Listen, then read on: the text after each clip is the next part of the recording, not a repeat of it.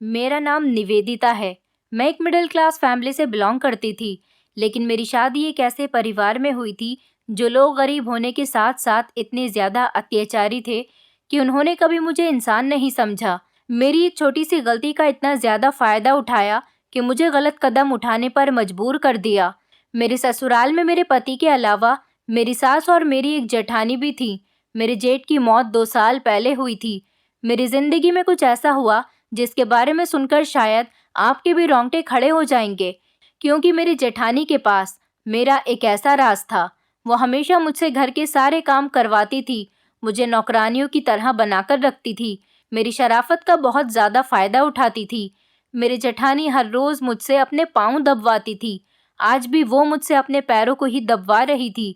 मैं बड़ी मुश्किल से अपनी जेठानी के मोटे मोटे पैरों को दबा रही थी, क्योंकि मेरी जेठानी पहले से ही काफ़ी मोटी और भारी भरकम औरत थी, लेकिन मैं बहुत कमज़ोर थी और पतली दुबली सी थी। मुझे हमेशा बीपी लो की प्रॉब्लम रहती थी, जिसकी वजह से मुझे बहुत कमज़ोरी रहती थी और बहुत परेशानी भी होती थी। इसके बावजूद भी मेरी जेठानी को मुझ पर बिल्कुल भी तरस नहीं आता था। मेरी जेठानी हर रोज़ मुझसे पैर दबवाने को कहती थी। मैं बड़ी मुश्किल से उनके मोटे मोटे पैरों को दबाती थी। लगातार उनके पैर दबाने से मेरे हाथों में दर्द होने लग जाता था, लेकिन मेरी जेठानी फिर भी मुझे ज़ोर ज़ोर से पैर दबाने के लिए कहती थी और घंटों में उनके पैर दबाती रहती थी।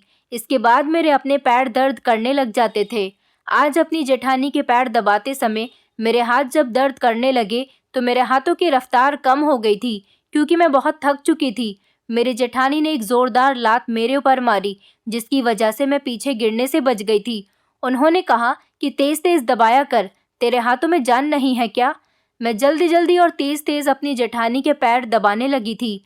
मेरी आंखों में आंसू आ गए थे, लेकिन मैंने अपने आंसुओं को अपनी आंखों में ही रोक लिया था, क्योंकि मेरी जेठानी को मेरा रोना भी पसंद नहीं था। मुझे अपनी जेठानी के पैर दबाते हुए 2 घंटे हो गए थे। जब मेरी जेठानी गहरी नींद में सो गई तो मैं उनके कमरे का दरवाज़ा बंद करके अपने कमरे में आ गई थी और फूट फूट कर रोने लगी थी। सारे कमरे में अंधेरा छाया हुआ था, बिल्कुल वैसा ही जैसा मेरी ज़िंदगी में अंधेरा छा गया था। मैं तकिए पर सर रखकर घंटों तक रोती रही थी। मेरी ज़िंदगी बहुत ही ज़्यादा बदतर हो गई थी। मेरी ज़िंदगी में ना तो कोई खुशी थी और ना ही कोई खुशी की किरण। फिर अचानक डर की वजह से घबरा गई, क्योंकि दरवाज़ा किसी ने ज़ोर ज़ोर से बजाया था। बाहर से मेरी जेठानी के चीखने की आवाज़ें आ रही थी। क्या हुआ, मर गई क्या? कमरे से बाहर निकल, खाना कौन बनाएगा मनहूस कहीं की? अपनी जेठानी की आवाज़ पर मैं और ज़ोर ज़ोर से रोने लगी थी। मेरी जेठानी विधवा औरत थी। मेरा पति अपनी जेठानी की हर बात मानता था और उनके हर हुक्म को अपनी सराखों पर रखता था। मेरी जेठानी ने मेरी ज़िंदगी को नर्क बना के रख दिया था, क्योंकि मेरी ज़िंदगी सिर्फ़ और सिर्फ मेरी जेठानी की वजह से ही मुश्किल हो रही थी। ऐसा इसीलिए था क्योंकि वो मेरा बहुत बड़ा राज जान गई थी। मुझे नहीं पता था कि वो आखिर मेरा कौन सा राज जानती हैं, लेकिन मेरा एक बहुत बड़ा राज था जिसे अगर मेरा पति जान लेता तो मेरी शादीशुदा ज़िंदगी बर्बाद हो जाती और मेरा पति मुझे डिवोर्स देकर घर से बाहर निकाल देता। अब जो मुझसे इतनी मोहब्बत करता था, फिर वो मुझसे नफ़रत करने लग जाता।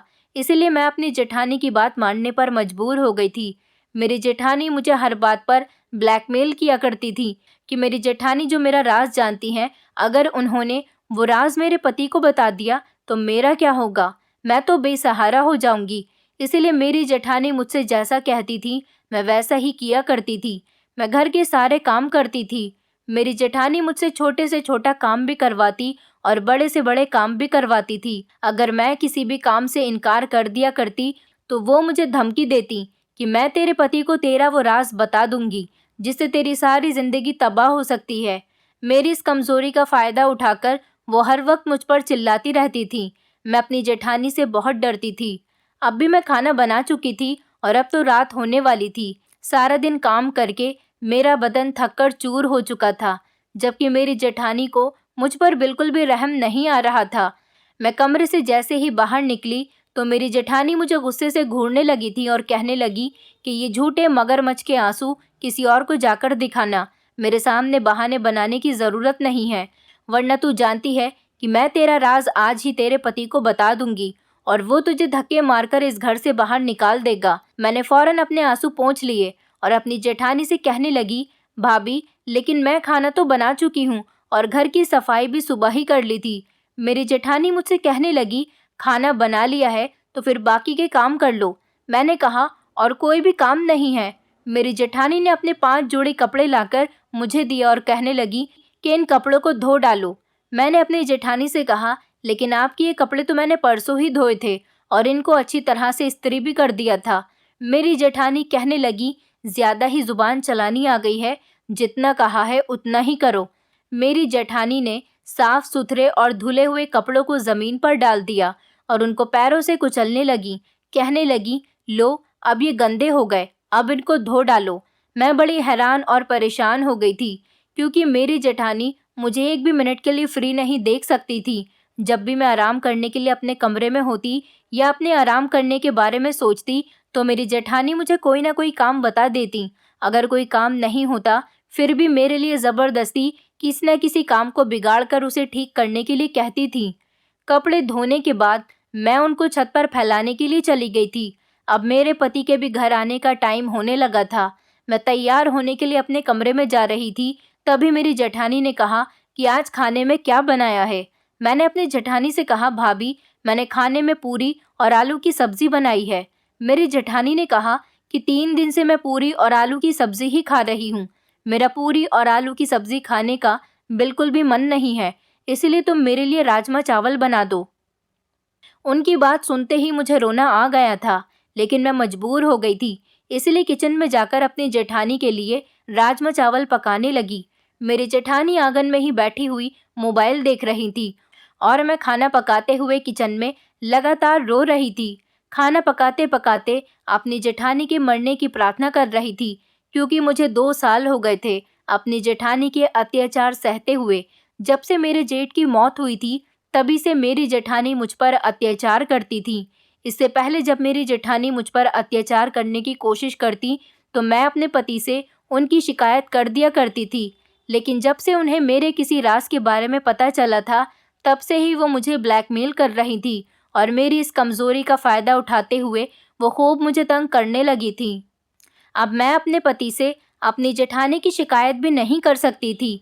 मैं चाहती थी कि मेरी जेठानी इस दुनिया से चली जाए। अगर मेरी जेठानी मुझ पर इसी तरह से अत्याचार करती रही, तो शायद मैं ज़्यादा दिन जिंदा नहीं रह सकूंगी। रात को जब मेरे पति घर आए, तो मुझे किचन में खड़े हुए देखकर हैरानी से पूछने लगे कि तुम अभी तक किचन में क्यों हो? तुम्हें घर के कितने काम होते हैं? वो तो अच्छा है कि हम घर में 3 ही मेंबर हैं। अगर ज़्यादा लोग होते तो शायद तुम्हें रात को सोने की भी फुर्सत नहीं मिलती। मेरे कुछ कहने से पहले ही मेरी जेठानी वहां पर आ गई और मेरे पति को देखकर कहने लगी, देखो ना, तुम्हारी पत्नी हर टाइम किचन में ही लगी रहती है। मेरे लाख मना करने के बावजूद भी राजमा चावल बनाने के लिए खड़ी हुई है, जबकि मैंने कहा था कि जो बनाया है मैं वही सब कुछ खा लूंगी। पर तुम्हारी पत्नी तो मेरी बिल्कुल भी कोई बात नहीं सुनती।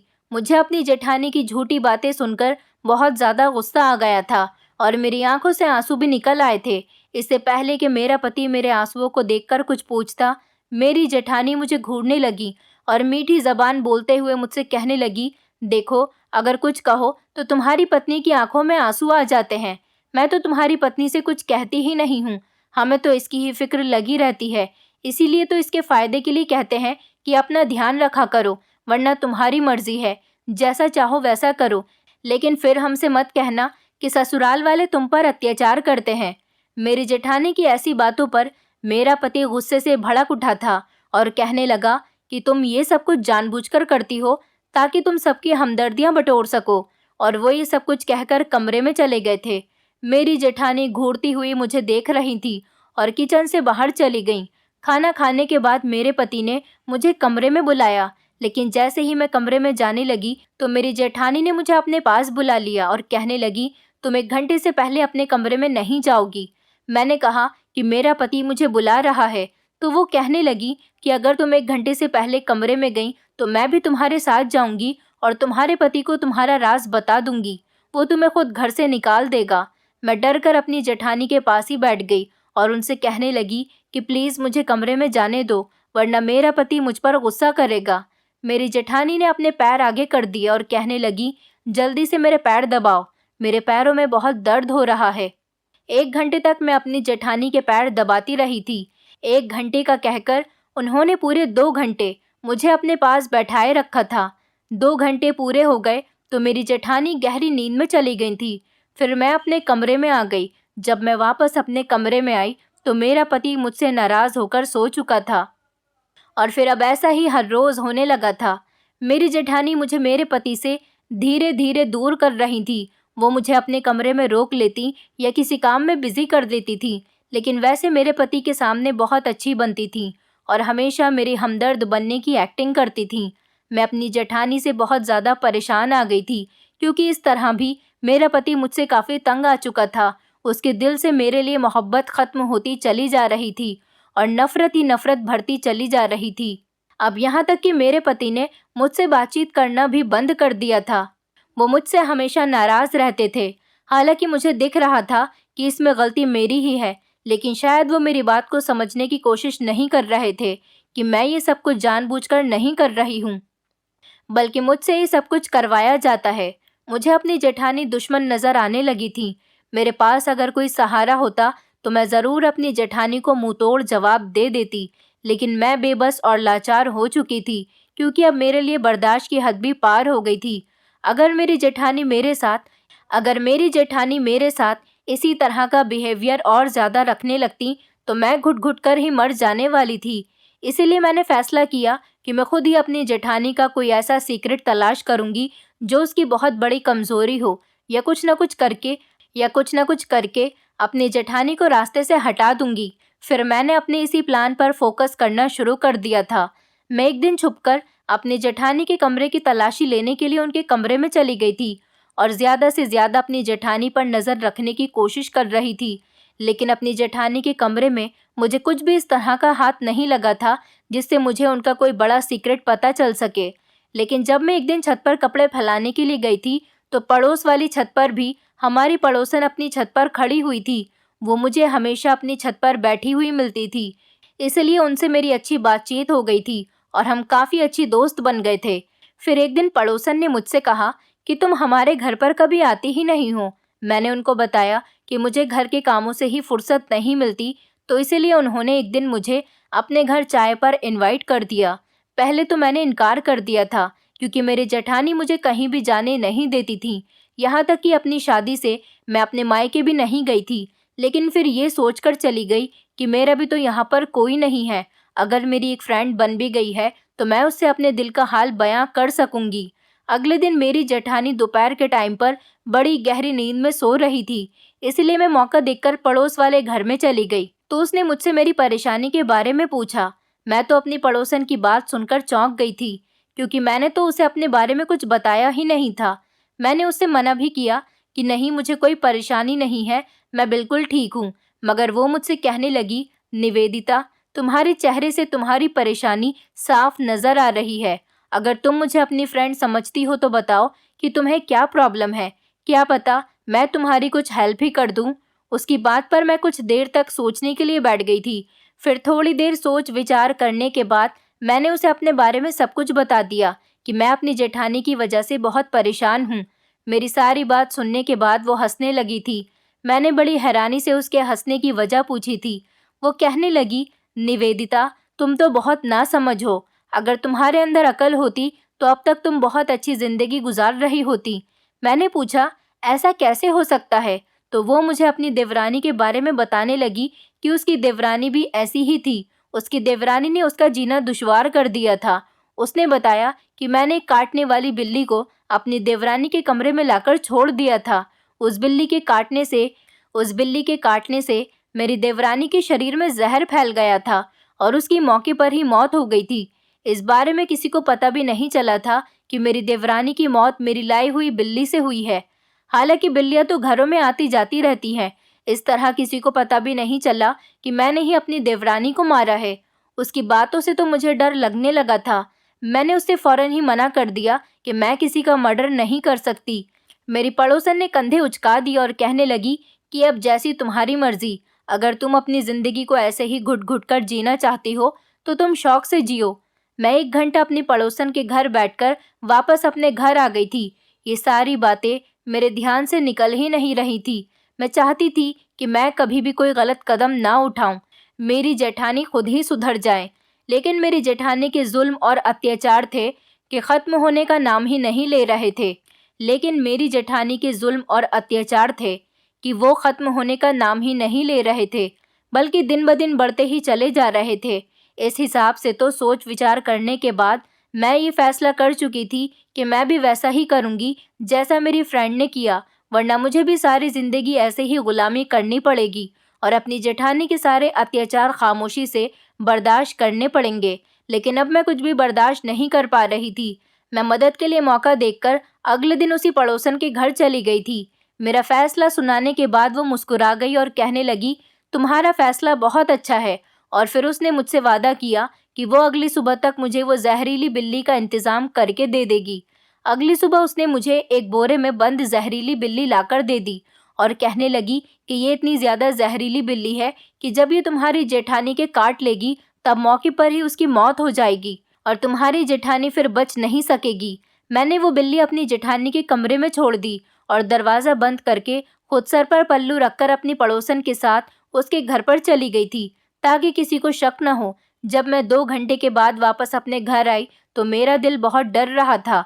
मैंने धीरे से अपनी जेठानी के कमरे का दरवाज़ा खोल कर देखा तो वो बिल्ली मेरे जेठानी के कमरे की खिड़की से कूदकर बाहर निकल गई थी। मैं अचानक डर गई, ये सोचकर कि मैंने एक मर्डर कर दिया।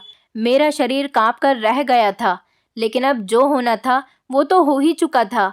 ऐसा मैंने इसलिए किया था क्योंकि मेरी जेठानी ने मुझे बहुत ही मजबूर कर दिया था। इसलिए प्लान के मुताबिक मैंने शोर मचाना शुरू कर दिया था। कुछ देर बाद ही मोहल्ले के लोग हमारे घर में इकट्ठा होने लगे थे और मेरी जेठानी को अस्पताल लेकर भागे। मैं रोने का नाटक कर रही थी और लोग मुझे चुप करवा रहे थे, मुझे तसल्ली दे रहे थे कि तुम्हारी जेठानी को कुछ नहीं होगा। मेरे पति भी ऑफिस से घर आ गए थे और बहुत ज़्यादा रो रहे थे क्योंकि वो अपनी भाभी से बहुत प्यार करते थे और मेरे पति को उन पर बहुत भरोसा था। मैं घर पर ही थी और मेरे पति अस्पताल में थे। जब अस्पताल से खबर आई कि जहरीली बिल्ली के काटने की वजह से मेरी जेठानी की मौत हो गई, मुझे समझ नहीं आ रहा था कि मैं खुश हो जाऊं या फिर रोऊं, लेकिन मैं अंदर से बहुत ज़्यादा खुश भी थी कि मेरी जान छूट गई थी। रात को मेरे पति घर आए और बहुत ही ज़्यादा रोए थे क्योंकि उनका इस दुनिया में कोई नहीं था, उनकी एक भाभी ही थी। अब वो भी उनको छोड़कर जा चुकी थी। मेरे पति ने बताया कि भाभी का पोस्टमार्टम हुआ है क्योंकि उनको बहुत ही जहरीली बिल्ली ने काट लिया था, जिसकी वजह से उनकी मौके पर ही मौत हो गई और उनके पूरे शरीर में जहर फैल चुका था। मैंने सोचा कि अब मेरी ज़िंदगी अच्छी तरह से गुजरने वाली थी। काफ़ी दिनों तक मेरे पति उदासी रहे थे। कहीं ना कहीं मुझे भी अफसोस हो रहा था, पर इससे कहीं ज़्यादा मुझे खुशी हो रही थी क्योंकि अब मेरी ज़िंदगी में सुकून आने वाला था। अब हर चीज़ मेरी मर्ज़ी से हो गई थी और अब मैं अपनी मर्ज़ी से ही ज़िंदगी गुजार रही थी। मुझे किसी तरह की भी कोई प्रॉब्लम नहीं थी, कहीं किसी की रोक टोक नहीं थी। इसी तरह से लगभग 2 महीने गुजर चुके थे। ये 2 महीने बहुत सुकून से गुजरे। फिर एक दिन मेरे पति ने मुझे अपनी सैलरी में से कुछ पैसे दिए और कहा कि जाओ, तुम इन पैसों से अपने लिए शॉपिंग कर लो। और साथ ही साथ वो कहने लगे कि किसी अच्छे पार्लर में भी जाना और वहाँ से तैयार होकर ही घर वापस आना। मैंने बड़ी हैरानी से अपने पति से पूछा, ऐसा क्यों? तो वो कहने लगे, कल एक बहुत स्पेशल दिन है और तुम्हारे लिए बहुत बड़ा सरप्राइज भी है, इसलिए तुम तैयार होकर आना। मैं बहुत खुश हो गई थी। अगले दिन खुशी खुशी मैं मार्केट चली गई और अपने लिए अच्छी साड़ी, जूते और चूड़ियाँ और ज्वेलरी सब कुछ खरीद कर मैं पार्लर से तैयार होने के लिए चली गई थी। पार्लर से तैयार होकर मैं बहुत ज़्यादा खूबसूरत लग रही थी। फिर उसके बाद मैं घर लौट आई और जैसे ही मैंने अपने कमरे में कदम रखा, ये देखकर तो मेरे पैरों तले से ज़मीन निकल गई थी क्योंकि अंदर दुल्हन बनी हुई एक औरत बैठी हुई थी। ये दुल्हन कोई और नहीं बल्कि मेरी। मैं रोती हुई कमरे से निकल गई। आज जो हुआ उसने मेरी ज़िंदगी को बर्बाद करके रख दिया था। मैं जीते जी मर गई थी और फिर मैं बिना किसी की परवाह करते हुए चिल्ला चिल्ला कर रोने लगी थी। मैं एक लवारिस लड़की थी जिसके आगे पीछे कोई नहीं था। मैं बहुत ज़्यादा खूबसूरत थी, इसलिए लोगों ने मेरी खूबसूरती का बहुत फ़ायदा उठाया था। मेरे पति उमेश ने मुझे एक दिन मार्केट में देखा था। वहाँ पर मुझे देखते ही उन्होंने अपना दिल हार दिया था और फिर उन्होंने मुझे प्रपोज किया था। मैं उनका प्रपोज़ल एक्सेप्ट नहीं कर रही थी, लेकिन उन्होंने कहा कि मैं तुमसे शादी करना चाहता हूँ। मैं भी तो लड़की थी, आखिर मेरे दिल में भी तो शादी के अरमान जाग रहे थे। मैं भी किसी की दुल्हन बनना चाहती थी, इसलिए मैंने उमेश से शादी करने में ज़्यादा समय नहीं लगाया और खामोशी के साथ उमेश की दुल्हन बनकर उनके घर पर आ गई थी।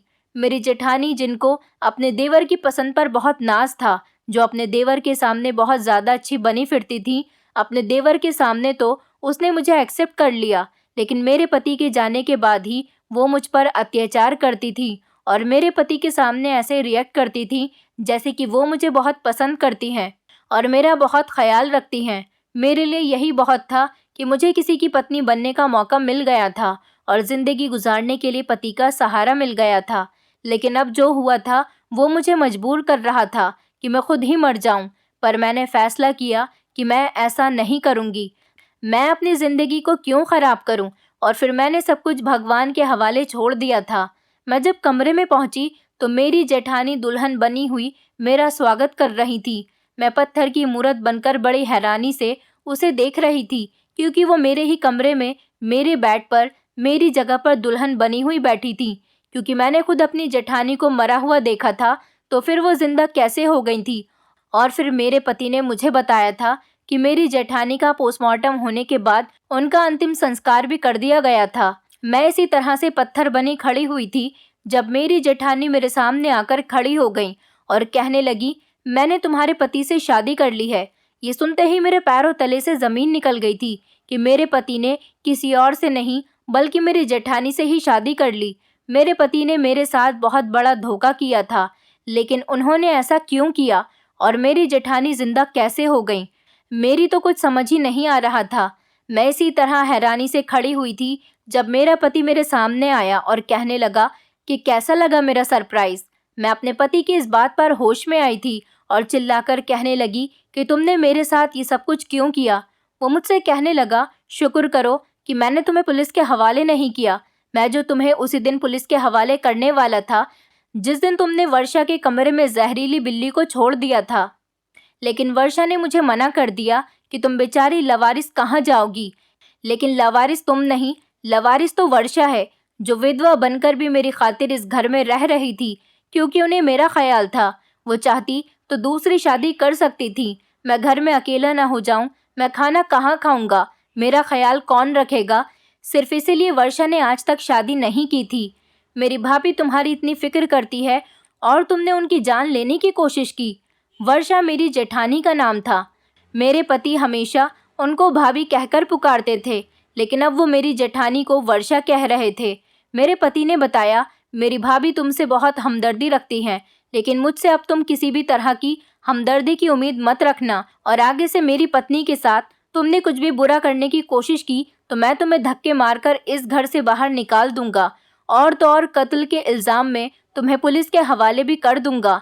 मेरे पति ने मुझे धमकी देकर कमरे से निकाल दिया था, जबकि मैं पत्थर बनी खड़ी हुई थी। फिर मेरी जेठानी मेरे पास आई और मेरे कान में कहने लगी कि मैंने अभी तक तुम्हारे पति को तुम्हारा राज नहीं बताया, वरना वो तुम्हें अभी तक धक्के मारकर इस घर से बाहर निकाल चुका होता। अभी तुम अपना मुंह बंद रखना, वरना मैं उमेश को सब कुछ बता दूंगी। मैं रोती हुई भगवान से प्रार्थना करने लगी थी। मेरी जेठानी पहले तो मेरी जेठानी थी, लेकिन अब वो मेरी सौतन बन चुकी थी। अभी तक मुझे ये सब पता नहीं चल सका था कि मेरी जेठानी जिंदा कैसे बच गई। मेरी जेठानी अब मुझ पर और ज़्यादा जुल्म करने लगी थी। अब मैं अपनी ज़िंदगी से बुरी तरह से थक चुकी थी। भगवान से अपनी मौत की प्रार्थना मांगने लगी थी, लेकिन एक दिन सब कुछ बदल गया था। एक दिन जो हुआ, मैं उस पर यकीन नहीं कर पा रही थी। मेरी पड़ोस में रहने वाली फ्रेंड रोती हुई मेरे घर पर आई थी। उसने मुझे बताया कि निवेदिता, मुझे माफ़ कर दो, मैंने तुम्हारे साथ बहुत गलत किया। मैं उसकी बात को समझ नहीं पाई थी कि आखिर वो मुझसे अपनी किस गलती की माफ़ी मांग रही है। मेरी जेठानी ने जब उसे रोते हुए देखा तो मेरी जेठानी उसे घर से बाहर निकालने लगी थी। उस दिन मेरा पति भी घर में मौजूद था।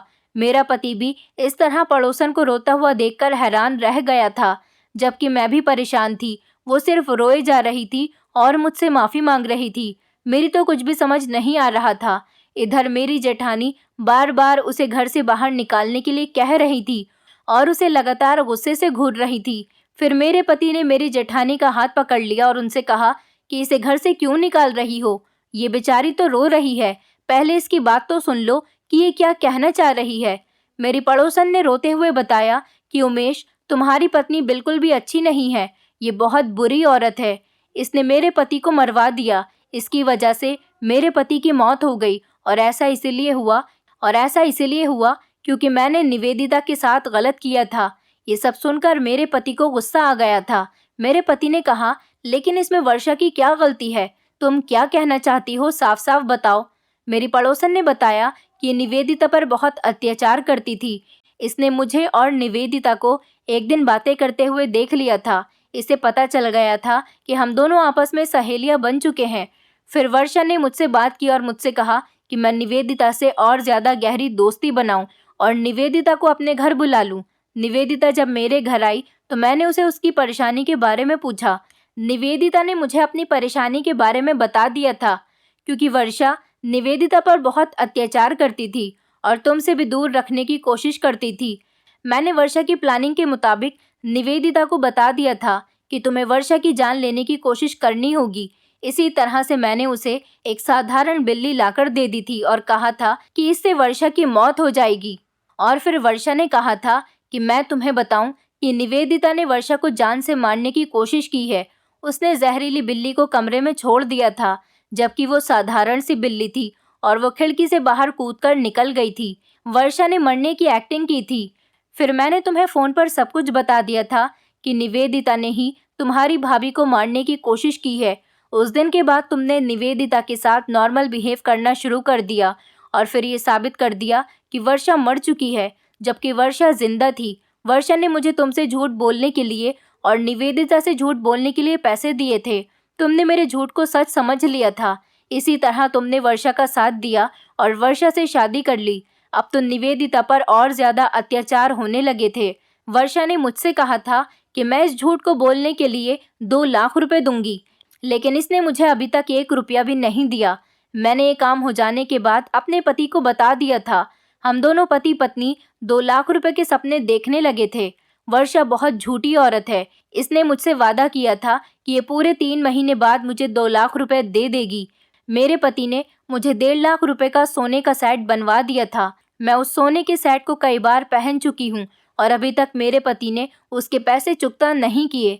मैं हर रोज़ वर्षा से अपने पैसे मांगती हूँ, लेकिन इसने मेरे पैसे मुझे देने से साफ इनकार कर दिया, जिसकी वजह से तुम दोनों पति पत्नी में भी फूट पड़ गई और इसने मुझे भी पैसे नहीं दिए। मैंने जब ये बात अपने पति को जाकर बताई तो मेरे पति की तबीयत बिगड़ने लगी थी। तभी अचानक सुनार के यहाँ से भी आदमी आ गया और वो पैसे मांगने लगा। मेरे पति ने मुझे 1.5 लाख रुपए का सेट अपने जानने वाले सुनार के यहाँ से सिर्फ जान पहचान की वजह से फ्री में ही दिलवा दिया था, क्योंकि वर्षा की तरह मेरे पति ने भी सुनार को 3 महीने का टाइम दे दिया था और कहा था कि वो पूरे 3 महीने बाद 1.5 लाख रुपए उसे लौटा देगा। लेकिन अब समय बहुत ज़्यादा हो चुका है।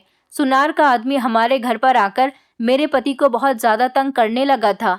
मैं वर्षा से बार बार अपने पैसे मांगती हूँ, लेकिन ये मुझे पैसे देते ही नहीं। अब हद हो गई। मेरे पति की बहुत ज़्यादा तबीयत खराब हो गई। मेरा पति अस्पताल में ज़िंदगी और मौत के बीच झूल रहा है, क्योंकि मेरे पति को हार्ट अटैक आ गया। हम तो गरीब लोग हैं। मेरा पति मुश्किल से हफ्ते में 5-6 हज़ार रुपये ही कमा कर लाता है। भला इतने पैसे कमाने वाला इंसान 1.5 लाख रुपए कहाँ से दे सकता है?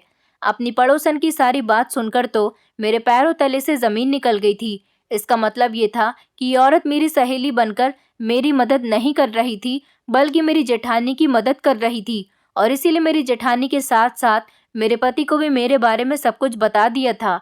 और मेरे साथ जो भी किया था वो सिर्फ और सिर्फ मेरी जेठानी के कहने पर ही किया था। मुझे तो अपने कानों पर विश्वास नहीं हो रहा था, जबकि मेरे पति के तो होश उड़ चुके थे। मेरे पति ने तभी अपनी भाभी के मुंह पर थप्पड़ मार दिया और कहा कि मैंने तुम्हें बेसहारा समझकर तुमसे शादी कर ली। सोचा कि निवेदिता तुम्हारी जान लेने की कोशिश कर रही है। मैं तुमसे शादी कर लूँगा तो शायद फिर तुम्हारी जान को किसी से खतरा नहीं होगा। लेकिन मुझे नहीं पता था कि तुम मेरी पत्नी निवेदिता के साथ इतना अत्याचार करती थी। मेरे पति ने उसी वक्त मेरी जेठानी को घर से बाहर निकाल दिया। मेरी जेठानी बार बार माफ़ी मांग रही थी। मेरे पति ने उनकी एक नहीं सुनी और उनके साथ साथ पड़ोसन को भी निकाल दिया। उससे कहा कि तुम्हारे किए की सज़ा यही है। तुमने किसी दूसरी औरत का घर बर्बाद करने की कोशिश की, उसके पति से उसको दूर करने की कोशिश की, लेकिन भगवान ने तुम्हें ही तुम्हारे पति से दूर कर दिया। अब तुम अपनी सज़ा खुद भुगतो। मेरी जेठानी मेरे पति से माफ़ी मांग रही थी और उससे कह रही थी कि ये झूठ बोल रही है, तुम इसकी बातों में मत आओ। मेरे पति ने कहा कि इस वक्त ये विधवा होने वाली है, ये ऐसे मौके पर झूठ नहीं बोल सकती। झूठी तो तुम हो जिसने इतने सालों से मुझे बेवकूफ़ बनाया, हमेशा मुझे मेरी पत्नी की बुराइयां ही गिनवाई, हमेशा मेरी पत्नी को मुझसे दूर रखने की कोशिश की। मैं तो सोचता था कि तुम एक अच्छी औरत हो, लेकिन मुझे क्या पता था कि तुम इतनी खतरनाक औरत हो कि तुम मेरे ही घर को उजाड़ना चाहती हो। मैं निवेदिता से बहुत प्यार करता था, लेकिन तुमने मेरे दिल में निवेदिता के लिए नफरत भर दी और निवेदिता को इतना तंग किया कि वो मजबूर हो गई तुम्हारी जान लेने पर। तुमने आखिर मेरी पत्नी के साथ ऐसा क्यों किया? मेरी जेठानी ने कहा कि मैंने तुम्हारी पत्नी को हमेशा ब्लैकमेल किया कि मैं तुम्हारा एक राज जानती हूँ। बस इन्हीं सारी बातों का फ़ायदा उठाते हुए मैं इस घर में अपनी हुकूमत चलाना चाहती थी और तुम्हारी पत्नी को इस घर से निकाल देना चाहती थी। प्लीज़ मुझे अपने घर से मत निकालो। मुझे अपनी पत्नी बनाकर न सही, अपनी भाभी समझकर ही इस घर में रहने दो। मैं यहाँ से कहाँ जाऊँगी? लेकिन मेरे पति ने मेरी जेठानी को धक्के मारकर घर से बाहर निकाल दिया था और कहा था कि मैं तुमसे अब कोई वास्ता नहीं रखना चाहता। मेरी जेठानी और मेरी पड़ोसन हमारे घर से जा चुकी थी, लेकिन मैं फूट फूट कर रो रही थी। मेरे पति ने मेरी तरफ देखा और कहा कि तुम इतने अत्याचार क्यों सहती रही हो? आखिर ऐसा कौन सा राज है जिसकी वजह से भाभी ने तुम्हें ब्लैकमेल किया था? मैंने अपने पति से कहा कि आप मुझसे वादा करो कि मेरा सच सुनने के बाद आप मुझे कभी नहीं छोड़ोगे। मेरे पति ने कहा, ठीक है, मैं तुमसे वादा करता हूँ। मैंने अपने पति को बताया कि मैंने आपसे एक बहुत बड़ा राज छुपाया हुआ है। मैं एक लावारिस लड़की थी, मेरे आगे पीछे कोई नहीं था। मेरे माता पिता ने मुझे पैदा करके छोड़ दिया था, लेकिन जब मुझे होश आया तब मुझे पता चला कि मैं एक कोठे पर हूँ। मुझे कोठे वाली बाई ने मेरी माँ बनकर पाला था। मेरी परवरिश एक कोठे पर हुई थी, लेकिन मैं बहुत ज़्यादा खूबसूरत थी। बाई ने कभी भी मुझे लोगों के हवाले नहीं किया था, क्योंकि उन्होंने हमेशा अपनी बेटी की तरह प्यार किया था। जब मैं जवान हुई तो मेरे दिल में भी शादी के अरमान जागने लगे थे, लेकिन मुझे मेरी बाई माँ ने बताया था कि कोठे की लड़कियों की कभी शादी नहीं होती। उनके लिए तो यही कोठा ससुराल है और यही मायका भी। मैंने उनसे कहा था कि क्या कभी मेरी किसी से शादी नहीं हो सकती? बाई माँ ने मुझे बताया कि तुम्हारी शादी कभी भी किसी अच्छे और ईमानदार इंसान के साथ नहीं हो सकती, क्योंकि इज्जतदार और ईमानदार लोग हमेशा अच्छे और ऊंचे ख़ानदानों पर ही रिश्ता करते हैं। हालांकि हम लोगों का तो ना तो कोई ख़ानदान है और ना ही हमारी कोई इज्जत होती है। मैं सोचती थी कि बाई माँ ने मुझे कोठे वाली लड़की नहीं बल्कि हमेशा अपनी बेटियों की तरह समझा। मैं इस कोठे में पली बड़ी ज़रूर हूँ, लेकिन मेरी इज्जत बिल्कुल साफ़ है और मैं पवित्र हूँ। फिर मेरी शादी किसी इज्जतदार इंसान के साथ कैसे नहीं हो सकती? एक दिन मेरी मुलाकात तुमसे हुई और तुमने मुझे प्रपोज़ किया। तुम मुझे बहुत पसंद आए थे। मैं चाहती थी कि तुम मुझसे शादी करो, लेकिन तुमने खुद ही मुझसे शादी करने के लिए कह दिया। मैंने तुमसे कहा था कि मैं बिल्कुल लाचार हूँ और यहाँ पर नौकरी करती हूँ, हालांकि मैं इस शहर में कोई नौकरी नहीं करती थी। तुमने मुझसे ये समझकर शादी कर ली कि मैं एक अनजान लड़की हूँ। मैंने भी तुम्हें अपनी सच्चाई बताना ज़रूरी नहीं समझा, क्योंकि मैं तुम्हारे साथ शादी करके अपना घर बसाना चाहती थी। तुमने मेरे बारे में बिना कुछ जाने पहचाने ही मुझसे शादी कर ली थी, लेकिन एक दिन मेरे साथ कोठे पर रहने वाली लड़की की मेरे पास कॉल आई थी। मैं उससे कॉल पर बात कर ही रही थी। उसने मुझसे कहा था कि इज्जतदार लोग कभी भी हमें जीने नहीं देते। तुम जिस दुनिया में हो वहाँ की दुनिया से तो हमारी दुनिया बहुत अच्छी है। मैं अपनी जेठानी के अत्याचारों के बारे में कुछ नहीं जानती थी। मैं उससे कह रही थी कि तुम अपना मुंह बंद रखो और कभी भी यहाँ आने की कोशिश मत करना। अगर मेरे पति को पता चल गया कि मेरी परवरिश एक कोठे पर हुई थी तो मेरा पति कभी भी मुझे एक्सेप्ट नहीं करेगा और मुझे घर से बाहर निकाल देगा। तुम्हारी भाभी ने मुझे उस लड़की से फ़ोन पर बातें करते हुए सुन लिया था और बस उन्होंने पूरे 2 साल मुझसे इसी बात का फ़ायदा उठाकर खूब तंग किया। मैं चाहती तो तंग आकर इस घर को छोड़कर जा सकती थी, लेकिन मैं तुम्हें नहीं छोड़ सकती थी। तभी मैं उनके सारे अत्याचार बर्दाश्त करती रही। जब मेरी बर्दाश्त से बाहर हो गई तो मैंने उनको मारने का प्लान बनाया, लेकिन ये प्लान भी मैंने खुद नहीं बनाया था, पड़ोसन ने ही मेरे दिमाग में डाला था। हालांकि ये बात तुम्हारे सामने है कि तुम्हारी भाभी ने ही उसे मेरे दिमाग में ये बात डालने के लिए कहा था। शायद मैं उन्हें मारने के बारे में कभी सोच भी नहीं सकती थी। मेरे पति ने कहा कि भाभी ने आज तक मुझे तुम्हारे बारे में कोई बात नहीं बताई। उन्होंने तो बस मुझे यही बताया था कि निवेदिता ने मुझे जान से मारने की कोशिश की। अगर तुम्हें यकीन नहीं आता तो मैं पड़ोसन से तुम्हें सारी सच्चाई सुनवा देता हूँ।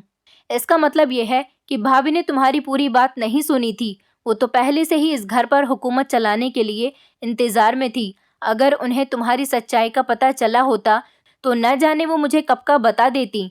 उन्होंने तुम्हारी पूरी बात नहीं सुनी होगी, सिर्फ इतनी ही सुनी होगी कि अगर तुम्हारे पति को ये सब कुछ पता चल गया तो तुम्हारा पति तुम्हें घर से बाहर निकाल देगा। बस इतनी सी ही बात का भाभी ने खूब फायदा उठाया और तुम्हें ब्लैकमेल किया। लेकिन तुम फिक्र मत करो, तुम मुझे हर हाल में एक्सेप्ट हो। अब सब कुछ बिल्कुल ठीक हो जाएगा, क्योंकि भाभी को मैंने घर से बाहर निकाल दिया और मैं जानता हूँ कि भाभी रोती हुई अपने मायके गई होंगी। उनको उनके किए की सज़ा मायके में ही मिलेगी, क्योंकि उनकी भाभी बहुत ज़्यादा चालाक औरत है। वो सारी ज़िंदगी उन्हें तंग करेगी। तब भाभी को एहसास होगा कि उन्होंने तुम्हारे ऊपर कितने अत्याचार किए। उनके किए की सज़ा तो उन्हें भगवान दे देगा। अपने पति की बात सुनकर मैं बहुत खुश हुई थी। मेरे पति अब मुझसे बहुत प्यार करते हैं और मेरे पति के साथ मेरी ज़िंदगी बहुत हंसी खुशी गुजर रही है। मैं आप लोगों से रिक्वेस्ट करना चाहती हूँ कि किसी पर इतना अत्याचार मत करो कि कोई गलत कदम उठाने पर मजबूर हो जाए। अगर वो इंसान गलत कदम उठा भी लेता है तो सिर्फ मजबूरी में उठाता है, जिसे भगवान देख रहा है। यही वजह है कि हमेशा बुराई पर अच्छाई की जीत हुई है। मेरी ज़िंदगी तो मेरे पति के साथ बहुत अच्छी गुजर रही है। मेरे पति को मुझसे कोई शिकायत नहीं, क्योंकि हम जैसी लड़कियों का भी तो दिल होता है कि हमारी भी शादी हो और हम अपने पति के साथ हंसी खुशी ज़िंदगी गुजार सकें। दोस्तों, उम्मीद करती हूँ आपको हमारी कहानी पसंद आई होगी। कहानी पसंद आई है तो वीडियो को लाइक करें, चैनल पर नए हैं तो चैनल को सब्सक्राइब करें और हाँ, नोटिफिकेशन बेल को ज़रूर दबाएं ताकि अगली अपडेट सबसे पहले आपको मिले।